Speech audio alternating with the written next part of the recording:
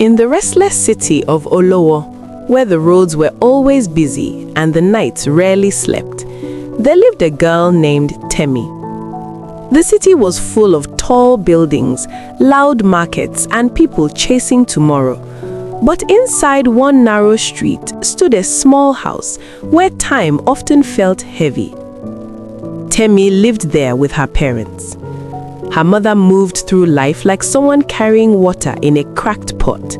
Careful, quiet, always trying not to spill what little piece remained. Her father, Baba Kule, was a man weighed down by disappointment. Work was uncertain.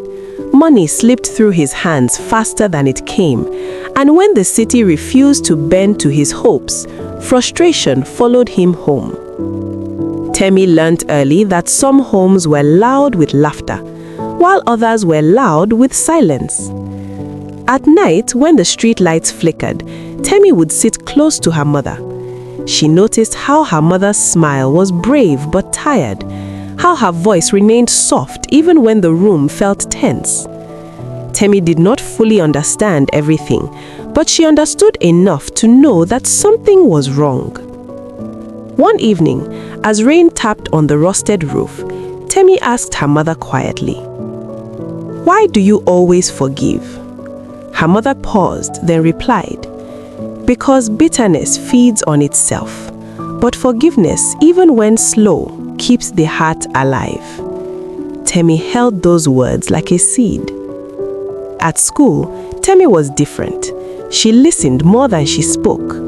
While other children argued over games, Temi watched how people used words, how some words healed and others wounded. Her teachers noticed her seriousness. She asked questions that reached beyond her age. One day, a teacher asked the class what they wanted to become. "I want to be a lawyer," Temi said. The room laughed. "Why?" the teacher asked gently. "Because I can speak when people are afraid to," she answered. The laughter faded. Life did not suddenly become easier. Temi helped her mother sell small items after school. She studied by candlelight when electricity failed. Sometimes, when things felt too heavy, she climbed to the roof and looked at the city lights, wondering if strength could really come from struggle. Her father watched her from a distance. He rarely spoke to her about dreams, but sometimes, when he thought no one noticed, he would listen as she practiced reading aloud from old books. Time passed. Temi grew taller, her voice grew steadier, and her resolve grew deeper. Against many odds, Temi earned admission into university. She worked part-time jobs, cleaned offices, and tutored younger students. There were days she wanted to quit, days when the city felt too large and her strength too small. But each time doubt whispered, she remembered her mother's quiet endurance and chose to continue. When Temi finally stood in her graduation gown, the applause felt distant. What mattered was not the celebration, but the purpose that followed. She became a lawyer. Temi did not chase luxury or attention. Instead, she walked into neighborhoods where women spoke in low tones and trust was fragile. She listened carefully to stories that had long been dismissed. She explained rights patiently, never with anger, but with clarity and respect. In courtrooms and community halls, Temi spoke firmly but calmly. She believed that justice did not need shouting, it needed persistence. Slowly, change began to ripple. Women stood taller. Conversations grew braver. Hope found its way into difficult places. People began to say, "If Temi is there, we are not alone." One evening, Temi was invited to speak at a community gathering about dignity and mutual respect. Among the audience sat an older man, quiet and withdrawn.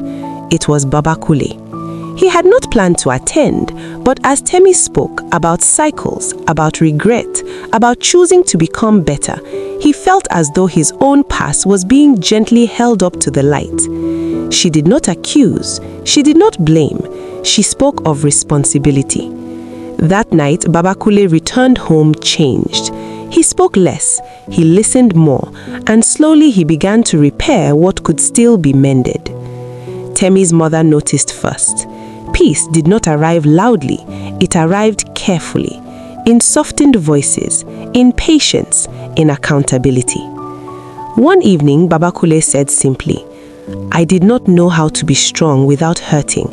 I am learning now." It was not a perfect ending, but it was an honest beginning. Temi continued her work, not because of her past, but because of the future she believed in. In Olowo, elders now tell her story to young girls and boys alike. They say, strength does not always shout. Sometimes it studies quietly, rises slowly, and changes many lives. And so, the folk tale of Temi of the quiet strength lives on not as a story of pain, but as a lesson that courage can be gentle, that justice can be calm, and that even the heaviest past can learn to bow to a better tomorrow.